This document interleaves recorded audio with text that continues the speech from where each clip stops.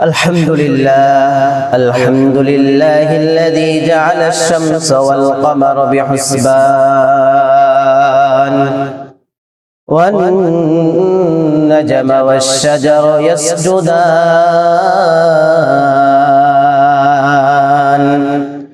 وفضل زمانا على زمان كما فضل مكانا على مكان ونشهد أن لا إله إلا الله وحده لا شريك له لا ضد له ولا ند له ولا مثل له ونشهد أن سيدنا وسندنا وحبيب ربنا وطبيبنا وطبيب قلوبنا ومولانا محمد صلى الله عليه وعلى آله وأصحابه وبارك وسلم تسليما كثيرا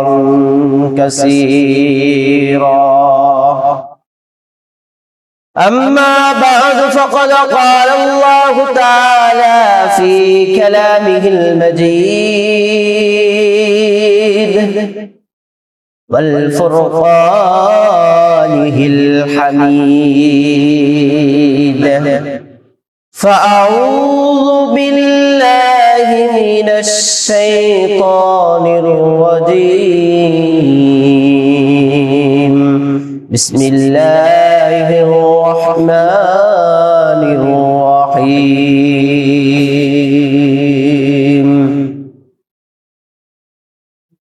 ولله على الناس حج البيت من استطاع إليه سبيلا ومن كفر فإن الله غني عن العالمين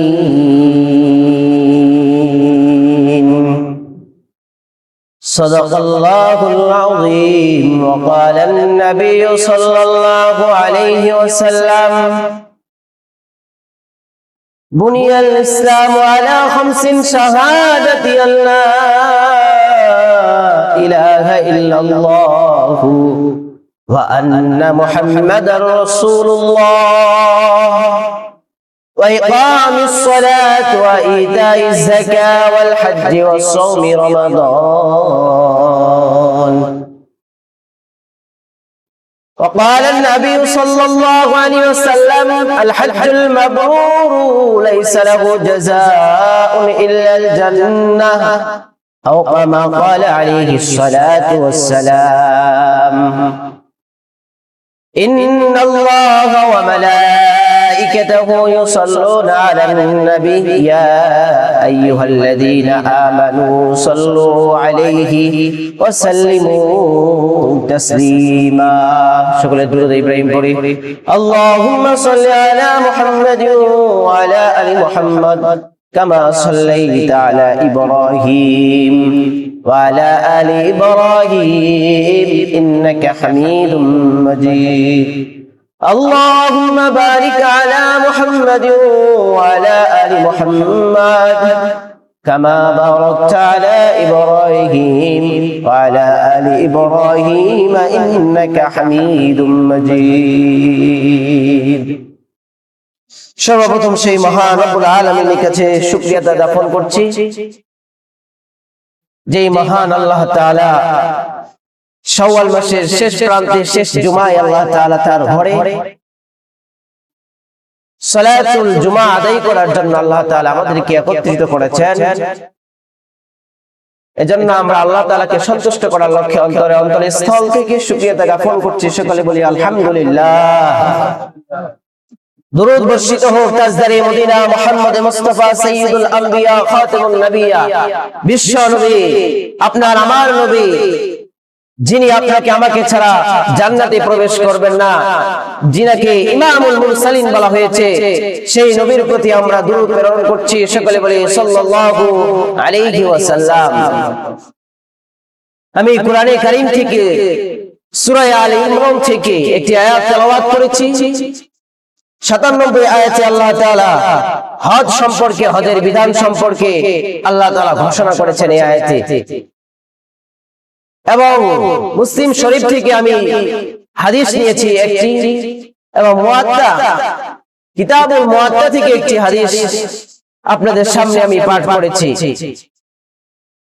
কোরআন এবং হাদিস সমন্বয়ে আল্লাহ তাআলা যে একটি হজ, একটি বিধান দিয়েছেন, এ সম্পর্কে আজকে আলোচনা করব। ওয়া তাওফীকি ইল্লা বিল্লাহ। আলোচনার শুরুতেই আমরা শুনে নেই, হজ এটি একটি ইসলামের অন্যতম রুকুন। ইসলামের যে 5টি রুকুন রয়েছে, এই 5টি রুকুনের মধ্যে থেকে হজ এটি একটি অন্যতম রুকুন, যা প্রতিটি মুমিনের হৃদয়ে একটি চাওয়া, একটি পাওয়া, একটি আশা, একটি আকাঙ্ক্ষা, যে আমি আল্লাহর ঘর কাবা শরীফে গিয়ে, বাইতুল্লাহ শরীফে গিয়ে আল্লাহর সেই ঘরে কাবার গিলাফ ধরে আল্লাহর কাছে কাঁদবো, আল্লাহর কাছে চাইবো মনের আশাগুলো। মুমিনের আরেকটি সবচেয়ে তামান্না, যে আমাদের নবীকে আমরা দেখি নাই, কিন্তু নবীজি রোজা মুবারকে গিয়ে নবীজিকে সালামুন আলাইকুম বলে আমরা সালাম দিব। ওই তাওয়াফে যেখানে যে মানুষের ধ্বনি লাব্বাইক আল্লাহুম্মা লাব্বাইক লাব্বাইক লা শারীকা লাব্বাইক ইন্নাল হামদা ওয়ান নি'মাতা লাকা ওয়াল মুলক লা শারীকা লাব্বাইক, এই ধ্বনিতে প্রহরিত হয় প্রতি বছরে এই কাবা চত্বরে আমাদের একটি মনের আকাঙ্ক্ষা, সেই কাবাতে গিয়ে এই তাসবিহ জপব এবং আল্লাহর কাছে আমাদের মনের আশাগুলো খুলে খুলে বলবো। নবীজির সেই রোজা মুবারকে গিয়ে নবীজির সেই রোজাকে দেখে আমাদের চোখকে শীতল করব, এটি আমাদের আকাঙ্ক্ষা কিনা? প্রত্যেকের মুমিনের একটি আকাঙ্ক্ষা। আজকে এ সম্পর্কে আলোকপাত করা হবে। হজ কাকে বলা হয়? হজের শাব্দিক অর্থ ইচ্ছা করা, সংকল্প করা, নিয়ত করা, যে আমি যে হজ করব, এটা ভিতর থেকে একটি সংকল্প। এই নিয়ত মানুষকে হজ পর্যন্ত পৌঁছে দেয়, যা আমি আমার কোরআনে আয়াতে তাফসীরে আসছে আমি আপনাদের সামনে পেশ করব, যে ইচ্ছা করলে মানুষ যে হজ করতে পারে, যেটা রূহে জগৎ থেকে প্রমাণিত হয়ে আসছে। হজের পারিভাষিক সংজ্ঞা বলা হয়েছে নির্দিষ্ট মাসে, নির্দিষ্ট দিনে, নির্দিষ্ট সময়ে নির্দিষ্ট কিছু কাজ কর্ম রয়েছে, শরীয়তের পন্থায় এবং শরীয়তের নির্দেশে সেগুলোকে পালন করার নামই হচ্ছে হজ। আর এই হজের বিধান সম্পর্কে আল্লাহ তাআলা বলেছেন সূরা আলে ইমরান 97 আয়াতে, ওয়ালিল্লাহি আলান নাসি হিজ্জুল বাইতি মান ইসতাতা ইলাইহি সাবিলা। মানুষদের মধ্যে থেকে যাদের এই বাইতুল্লাহ শরীফ পর্যন্ত পৌঁছার সামর্থ্য রয়েছে, মৌলিক টাকা প্রয়োজন, তার পারিবারিককে খরচ চালানোর মতো ঘর ও পশু রেখে যাওয়ার পরে এই বাইতুল্লাহ পৌঁছে আল্লাহর ঘর তাওয়াফ করা এবং সেখান থেকে বাড়িতে ফিরে আসার পর্যন্ত যার কাছে পর্যাপ্ত পরিমাণ সম্পদের সে অধিকারী হয়েছে, তার উপরে আমি আল্লাহ তাআলা এই মহাবিধান হজকে তার উপরে ফরজ করে দিয়েছি। পরের আয়াতেই, পরে এই আয়াতের শেষাংশে আল্লাহ তাআলা বলতেছে, ওয়া মান কাফারা ফা ইন্নাল্লাহা গনিয়্যুন আনিল আলামিন। যে ব্যক্তি এই হজকে সামর্থ্য থাকা সত্ত্বেও প্রত্যাখ্যান করলো, সে যেন জেনে রাখে বিশ্বের প্রতিপালক আল্লাহ তাআলা বিশ্ব মানুষের কাছ থেকে, বিশ্ব জগৎ থেকে মুখাপেক্ষী নন, তিনি কারো প্রতি মুখাপেক্ষী নন। যদি আপনি হজ আদায় করেন, এর দ্বারা আল্লাহ সামান্য বিন্দু মাত্র উপকারে আসবে না, আর যদি নাও আদায় করে থাকেন, বিন্দু মাত্র মহান আল্লাহ তাআলার ক্ষতি হবে না, বরং এই হজকে আপনার উপরে ফরজ করে দেওয়া হয়েছে, অত্যাবশ্যক করে দেওয়া হয়েছে। এটি আপনার জন্য কল্যাণকর এবং আপনার জন্য বড় একটি মর্যাদাপূর্ণ এই বিধান আল্লাহ তাআলা দিয়েছেন। নবীজি সাল্লাল্লাহু আলাইহি ওয়াসাল্লাম হাদিস শরীফে বলেছেন, বুনিয়াল ইসলাম আলা খামসিন শাহাদাতি আল্লা ইলাহা ইল্লাল্লাহ ওয়া আন্না মুহাম্মাদার রাসূলুল্লাহ। সাল্লাল্লাহু আলাইহি ওয়াসাল্লাম, এই হাদিসটি মুসলিম শরীফে এসেছে। নবীজি বলেছে ইসলামের মূল স্তম্ভ হচ্ছে, মৌলিক রুকন হচ্ছে পাঁচটি। এক নম্বরে বলা হয়েছে একতার সাক্ষ্য দেওয়া যে আল্লাহ ছাড়া আর কোন ইলাহ নেই, আর কোন ইবাদতের উপাসনা উপযুক্ত কোন মাবুদ নেই, কেবলমাত্র একমাত্র রব বলে, এবং ইবাদতের উপাসনা করতে হলে আল্লাহর ইবাদত ছাড়া আর কোন ইলাহর ইবাদত করা যাবে না। এরপরে বলেছে ওয়া আন্না মুহাম্মাদুর রাসূলুল্লাহ, এবং মুহাম্মদ সাল্লাল্লাহু আলাইহি ওয়াসাল্লাম হলেন আল্লাহ তাআলার একজন রাসূল, একজন প্রেরিত রাসূল, যাকে বিশ্বাস করতে হবে মনে প্রাণে, এবং তার আদর্শগুলোকে আমাদের সমাজে এবং আমাদের রাষ্ট্রীয়, পারিবারিক, রাষ্ট্রীয় সব জায়গায় সর্বত্র ক্ষেত্রে আমাদেরকে বাস্তবায়ন করতে হবে। এরপরে বলা হয়েছে ওয়া ইকামিস সালাত, নামাজ কায়েম করতে হবে, সালাত কায়েম করতে হবে। অন্য এক হাদিসে এসেছে আসসালাতু বাইনাল ফারকু, মানুষ এবং মুমিনদের মধ্যে যে পার্থক্য হচ্ছে এটি হচ্ছে তরকাস সালাত। যদি কোনো ব্যক্তি কোন ঈমানদার নামাজকে ইচ্ছাকৃতভাবে পরিহার করে ত্যাগ করে, তাহলে কেমন যেন সে কুফরি করলো, কাফেরের খাতায় নাম উঠিয়ে নিল। এরপরে বলা হয়েছে ওয়া ইতাইজ যাকাত, যাদের উপরে মাল রয়েছে, নিসাব পরিমাণ মাল রয়েছে, তাদের উপরে আল্লাহ তাআলা এই মালের উপরে যাকাতকে ওয়াজিব করে দিয়েছেন, ফরজ করে দিয়েছেন। ওয়াল হাজ্জি, চতুর্থ নম্বর যে স্তম্ভের কথা বলেছে এটি হচ্ছে একটি মহা সম্মানিত ইবাদত, যেটিকে হজ বলে হাদিস এবং কোরআনের ভাষায় এসেছে হজ। এই হজ আল্লাহ তাআলা যাদের উপরে এরকম করে বাইতুল্লাহ শরীফ পর্যন্ত পৌঁছার সামর্থ্য রয়েছে, তাদের উপরে এই বিধান আল্লাহ তাআলা ফরজ করে দিয়েছেন। ওয়াসওমি রমাদান, পঞ্চম নম্বরে বলা হয়েছে আল্লাহ তাআলা রোজাকে মুমিনদের উপরে ফরজ করে দিয়েছেন। যদি আপনি আমি এই রোজাকে আদায় করি, তাহলে আল্লাহ তাআলা এই বিনিময়ে কি দিবেন? আসুন আমরা হাদিস থেকে জানি নি। রাসূলুল্লাহ সাল্লাল্লাহু আলাইহি ওয়াসাল্লাম বলেছেন আল হজ্জুল মাবরুর লাইসা লাহু জাযাউন ইল্লাল জান্নাহ।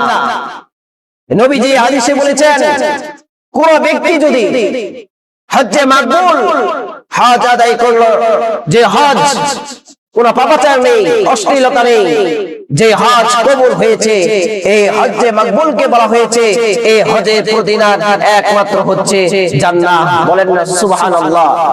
এই হজ্জের ফজিলত একটি আয়াতে, একটি হাদিসে যথেষ্ট, যে আপনি যদি হজকে যথাযথভাবে পালন করতে পারেন আল্লাহর সন্তুষ্টির লক্ষ্যে, তাহলে আপনাকে প্রতিদানমূলক আল্লাহ তাআলা আপনাকে জান্নাত পুরস্কার দিবে, নবীজি ঘোষণা করেছেন।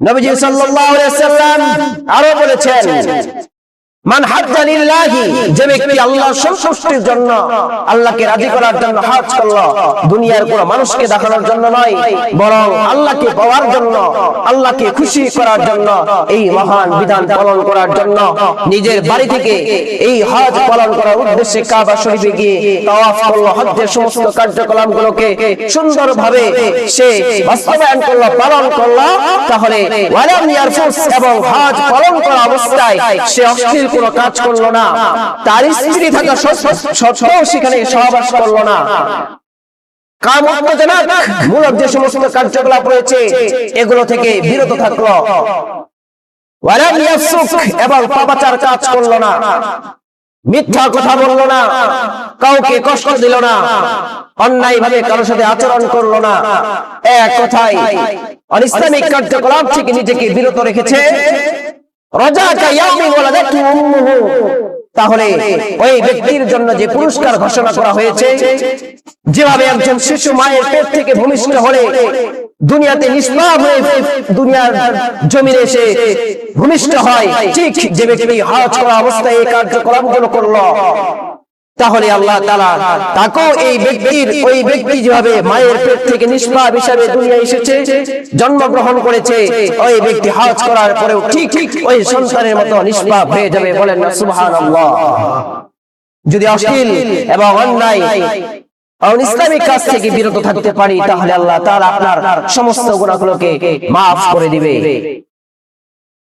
রাসূলুল্লাহ সাল্লাল্লাহু আলাইহি ওয়াসাল্লাম বলেছেন যে ব্যক্তি মান আরাদাল হজ্জা, যে ব্যক্তি হজ্জের ইচ্ছা করলো, হজ আদায় করার সংকল্প করেছে, ফালিয়াতাআজ্জাল, সে যেন দ্রুত এই কাজ সম্পন্ন করে ফেলে। কারণ তার জানা নাই তার কখন তার সামনে তার মালাকুল মাউত চলে আসতে পারে। যেহেতু তার সামর্থ্য রয়েছে, এজন্য এই কাজ যেহেতু একটি সম্মানিত কাজ এবং ফরজ বিধান এবং প্রতিটি মুমিনের একটি তামান্না, সেখানে গিয়ে লাব্বাইক লাব্বাইক বলে তাকবীরের ধ্বনি দিয়ে প্রকৃত করবে, সেজন্য দ্রুত এই কাজ সেরে ফেলে।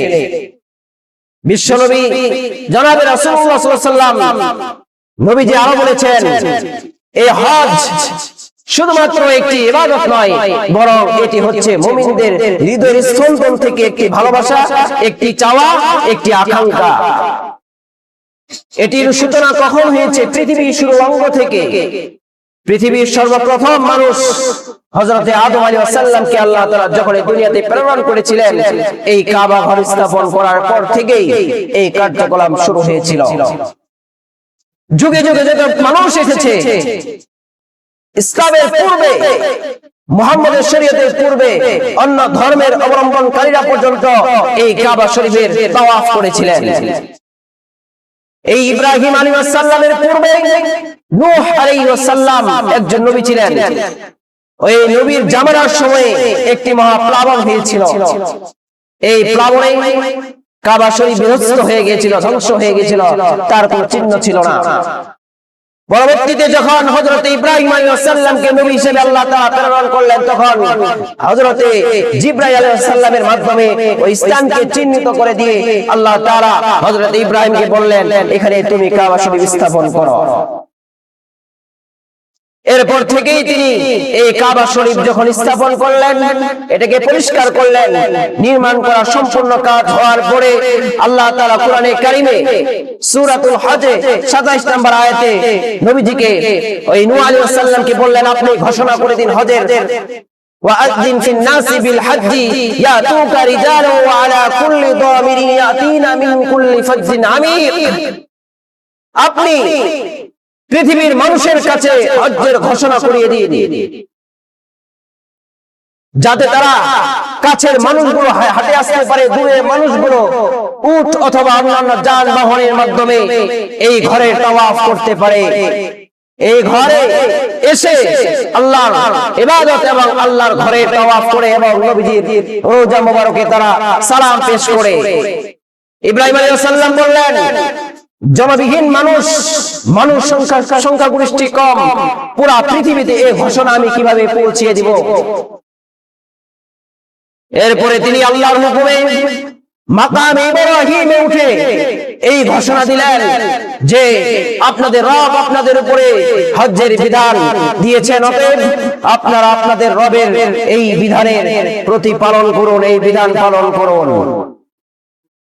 যখন এই ঘোষণা দিয়ে দিলেন, তিনি এই মাকামে ইব্রাহিম ওঠার পরে ডানে বামে পূর্ব পশ্চিমে ঘোষণা দেওয়ার পরে আল্লাহ তাআলা সূরাতু এই যে হজ 27 নম্বর আয়াতে তাফসীরে ইবনে কাসির এসেছে, এই যে ইব্রাহিম আলাইহিস সালাম এই ঘোষণা করলেন, এই আওয়াজটাকে আল্লাহ তাআলা বাতাসের সাথে সাথে পৃথিবীর আনাচে কানাচে পৌঁছে দিলেন। বলেন সুবহানাল্লাহ। শুধু পৃথিবীর সেই সময় মানুষের কান পর্যন্ত নয়, তাফসীরে ভাষায় বলা হয়েছে মানুষ যতগুলো পৃথিবীতে মানুষ আসবে, মানুষের প্রথম জায়গা ছিল রূহের জগৎ। এই রূহের জগৎ পর্যন্ত মানুষের কানে এই আওয়াজ পৌঁছে গিয়েছিল। বলেন সুবহানাল্লাহ। এই তাফসীরে বলা হয়েছে, তাফসীরে ইবনে কাসিরে, যে ব্যক্তি হজ্জের আওয়াজ শোনার পরে নিয়ত করেছিল একবার হজ করবে, সে ব্যক্তি পৃথিবীতে একবার হজ করবে। যে ব্যক্তি দুবার হজের নিয়ত করেছিল, ওই ব্যক্তি পৃথিবীতে দুবার হজ করবে। যে ব্যক্তি তিনবার হজ্জের নিয়ত করেছিল, ওই ব্যক্তি পৃথিবীতে তিনবার হজ করবে। ওই ব্যক্তি যদি 10 বার সেদিন ওই রূহের জগতে যদি 10 বার নিয়ত করেছিল এই হজ্জের ঘোষণার পরে, তাহলে ওই ব্যক্তি পৃথিবীতে জীবিত অবস্থায় 10 বার কাবা শরীফে হজ করবে। এইভাবে সে যতবার নিয়ত করেছিল পৃথিবীতে, ততবারই সে এই আল্লাহর ঘরে তাওয়াফ করবে এবং হজ আদায় করবে। আল্লাহ তাআলা সেই তৌফিক দান করবেন।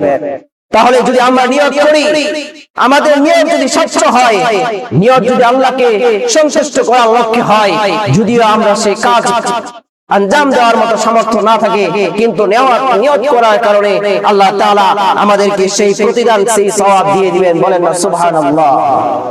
তাহলে আমরা এই মহান বিধানকে শুধুমাত্র একটি ফরজ ইবাদত হিসেবেই দেখি না, বরং সেটাকে আমরা দেখি মুসলমানদের একটি ঐতিহ্য, একটি ইবাদত যেটি যুগ যুগ ধরে মানুষ আদায় করে আসছে, এবং প্রতিটি মুমিনের একটি চাওয়া, একটি বড় আকাঙ্ক্ষা যে আমি আল্লাহর ঘরে যাই সেখানে নামাজ আদায় করব। পৃথিবীতে অন্যান্য মসজিদে যদি আপনি 1 লক্ষ নামাজ আদায় করেন, আর কাবা শরীফে যাওয়ার পরে যদি আপনি 1 রাকাত নামাজ আদায় করেন, তাহলে আল্লাহ তাআলা আপনাকে বিনিময়ে 1 লক্ষ নামাজ আদায় করার সওয়াব দান করবেন। বলেন না সুবহানাল্লাহ। 1 রাকাত নামাজ আদায় করলে আপনি লক্ষ নফল নামাজ ইবাদতের সওয়াব লাভ করছেন। পৃথিবীতে এমন কোন স্থান নেই যে স্থানে 1 বার নামাজ আদায় করলে 1 লক্ষ নামাজের সওয়াব দিবে। শুধুমাত্র এমন একটি স্থান রয়েছে যে স্থানটি জন্যই হজ্জের বিধান আল্লাহ তাআলা চালু করে দিয়েছে। মানুষ বলে, হজ্জের বিধানে মানুষ বলে, আমি দুনিয়াতে যে অবস্থায়, আমার নিজের দেশে যে অবস্থায় ছিলাম, কিন্তু কাবা শরীফ যাওয়ার পরে আমার অন্তরের অবস্থা পরিবর্তন হয়ে যায়। দুনিয়ার মায়া আমার ভিতর থেকে চলে যায়, কাবা শরীফের মহব্বত আমার ভিতরে গেঁথে যায়, এবং আল্লাহর প্রতি আমার একটি অন্য রকমের পাওয়া চাওয়া, আল্লাহর কাছে, আল্লাহর সাথে আমার সম্পর্ক জড়িত হয়ে যায়। মানুষ বলে এই জায়গায় হজ করতে গেলে মানুষের কষ্ট থাকা সত্ত্বেও মানুষ যেন আনন্দ প্রকাশ করে, ভিতরে ভিতরে কেমন যেন একটি আনন্দ অনুভব করতে পারে, একটি আনন্দের বার্তা নিতে পারে। এই হজ্জের বিধান সম্পর্কে আল্লাহ তাআলা বলেছে, হজ আদায় করবে মাস সম্পর্কে বলা হয়েছে কোরআনে কারিমে, আল হজ্জু আশহুরুম মালুমাত, হজ্জের নির্দিষ্ট কিছু মাস রয়েছে। যদি হজ্জের বিধান 5 দিনে সমাপ্ত করা হয়, কার্যক্রম মূল যে কাজগুলো রয়েছে 5 দিনে সমাপ্ত করা হয়, কিন্তু তার মাস হচ্ছে 3 মাস, শাওয়াল মাস, জিলকদ এবং জিলহজের 10 তারিখ পর্যন্ত। মানুষ রওনা হওয়ার পরে ইহরাম বাঁধে, আর হজকে 3 ভাগে ভাগ করা হয়েছে। একটি হজ্জে ইফরাদ, শুধু হজ করে এই ইফরাদে কোনো উমরা থাকে না। আর হজ্জে তামাত্তুর একটি হজ আছে, এই হজে শুধুমাত্র প্রথমে উমরা নিয়ত করে এরপরে আবার নতুন করে ইহরাম বেঁধে আবার হজ আদায় করে। আর হজ্জে কিরান একই ইহরামে, একই নিয়তে উমরা এবং হজ একসঙ্গে আদায় করে। আর এই হজটি হচ্ছে সর্বোত্তম হজ। নবীজি শেষ জীবনে যখন তিনি বিদায় হজ আদায় করেছিলেন 10ম হিজরিতে, তখন তিনি হজ্জে কিরান আদায় করেছিলেন। আর এই হজকে সর্বাধিক উত্তম হজ বলে হাদিসের ভাষায় আমরা স্বীকৃতি লাভ করেছে। হজ্জে কিরান হচ্ছে উত্তম হজ। আমাদের শরীয়তে মুহাম্মদের উপরে এই হজ্জের বিধান এসেছে 9ম হিজরিতে, এখন 1447 হিজরি চলতেছে। আমাদের নবীর উপরে, এই মুহাম্মদের নবীর উপরে, শরীয়তের উপরে হজ্জের বিধান 9ম হিজরিতে ফরজ করা হয়েছিল। সে বছর নবীজি ব্যস্ততা থাকার কারণে, বিভিন্ন রকমের অন্যান্য কাজের ব্যস্ততা থাকার কারণে নবীজি এই হজ সেই 9ম হিজরিতে আদায় করতে পারেনি। সেদিন নবীজি ওই 9ম হিজরির প্রথম আমির হজ হিসেবে ঘোষণা করেছিলেন ইসলামের প্রথম খলিফা হযরতে উমর হযরতে আবু বকর সিদ্দিক রাদিয়াল্লাহু তাআলা আনহুকে। তিনি তার সঙ্গে সাহাবাদেরকে নিয়ে এই কাবা শরীফের ইসলামে মুহাম্মদের সর্বপ্রথম হজ আদায় করেছিলেন। এরপরে 10ম হিজরিতে নবীজি সাল্লাল্লাহু আলাইহি ওয়াসাল্লাম সমস্ত সাহাবাদেরকে নিয়ে এই বাইতুল্লাহ ঘরের হজ করেছিলেন। আমরা সকলে জানি হজ, এই মহা কাবা শরীফের পিছনে অনেক রহস্য রয়েছে। নবীজি জন্মভূমি ছিলেন মক্কা শরীফ, কিন্তু নবীজি ইসলামে দাওয়াত দেওয়ার কারণে নবীজিকে নিজের দেশ থেকে বিতাড়িত হয়েছিলেন। নিজের দেশ থেকে তাকে বহিষ্কার করা হয়েছিল। নবীজি নিজে দেশান্তর হয়ে গেছিলেন, আল্লাহর হুকুমে নবীজিকে দেশান্তর হতে হয়েছিল। এই কাবা শরীফকে রেখে তিনি মদিনায় চলে গিয়েছিলেন।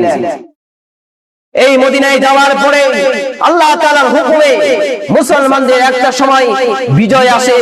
নবীজি এই মক্কাকে বিজয় করেন, মক্কা নগরী ইসলামী রাষ্ট্রে পরিণত হয়ে আল্লাহ তাআলা মক্কাকে, মক্কার রাষ্ট্রনায়ক হিসেবে নবীজিকে স্বীকৃতি এবং বিজয়ের মালা পরিয়ে আবার আল্লাহ তাআলা মক্কা তাকে বিজয়ের উপহার দিয়ে তাকে ফিরিয়ে দিয়েছিলেন। বলেন না সুবহানাল্লাহ।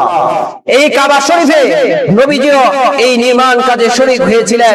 কাফের মুশরিকরা পর্যন্ত এই কাবা শরীফের কার্যক্রম করার জন্য তারা এরকম রকম করে নিজেদের সম্পদগুলো সেখানে একত্রিত করে এই কাবা নির্মাণের জন্য অর্থ ব্যয় করেছিলেন।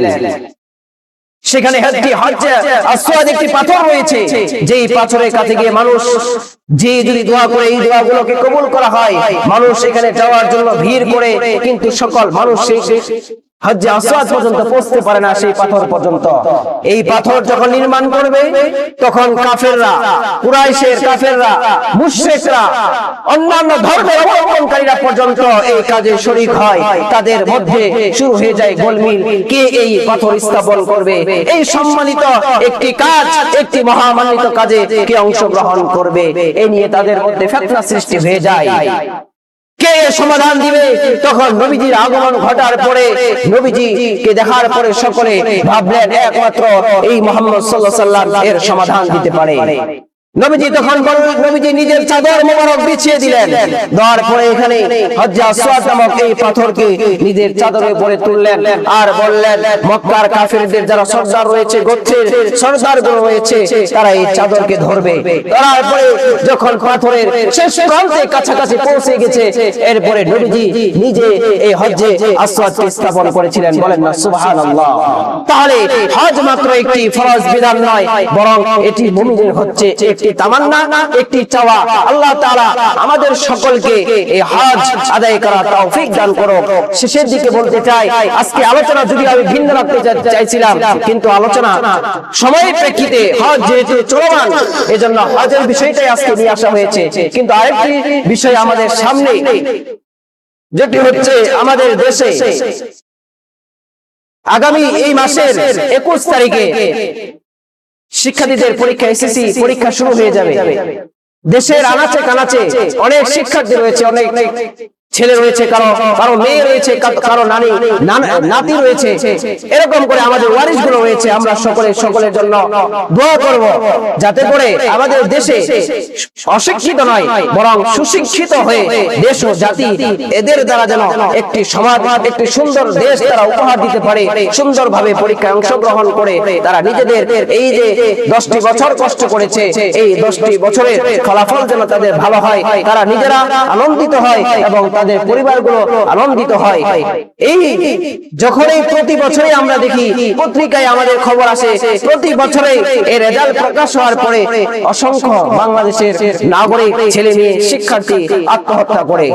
আসল পরীক্ষা এটা নয়, এই পরীক্ষায় আমরা আত্মহত্যা করব না, এটি একটি মহা গুনাহ। আমরা আল্লাহর কাছে চাবো, যে কোনো জিনিস পাওয়ার জন্য 3টি জিনিস থাকতে হয়। এই 3টি জিনিসের মাধ্যমে সে সফলতা অর্জন করতে পারে। 1 নাম্বার, আপনি যে কাজটা করবেন এই কাজে আপনার মেহনত লাগবে, চেষ্টা করতে হবে, আপনাকে চেষ্টা ছাড়া উপায় নাই, মেহনত করতে হবে। 2 নাম্বার, আল্লাহর কাছে আপনাকে চেয়ে নিতে হবে, দোয়া করতে হবে। 3 নাম্বার, আপনাকে দোয়া নিতে হবে বাবা মার কাছ থেকে, আপনি যার থেকে শিক্ষা গ্রহণ করতেছেন তার থেকে, এবং এলাকার মুরব্বীদের কাছ থেকে আপনার দোয়া অবশ্যই থাকতে হবে। তাহলে আপনি সফলতার শেষ স্থান পর্যন্ত, সর্বোচ্চ স্তরে আপনি পৌঁছতে পারবেন। আল্লাহ তাআলা আমাদের সকলকে হজের তামান্না নিয়ে, বাইতুল্লাহ শরীফের তামান্না নিয়ে, লাব্বাইক আল্লাহুম্মা লাব্বাইক, লাব্বাইক লা শারীকা লাক, লাব্বাইক ইন্নাল হামদা ওয়ান নি'মাতা লাকা ওয়াল মুলক লা শারীকা লাক, লাব্বাইক। আমরা যেন এই ধ্বনি যে সেখানে প্রখরিত করে আল্লাহকে শোনাইতে পারি, আল্লাহর কাবা ঘর ধরে যেন আমরা কাঁদে কাঁদে আমাদের জীবনের গুনাহগুলোকে মাফ করায় নিতে পারি। আল্লাহ তাআলা আমাদেরকে সকলকে কবুল করুক। আল্লাহ তাআলা সকলে বলি আল্লাহুম্মা আমিন। যারা সুন্নাত পড়ি নাই আমরা সুন্নাত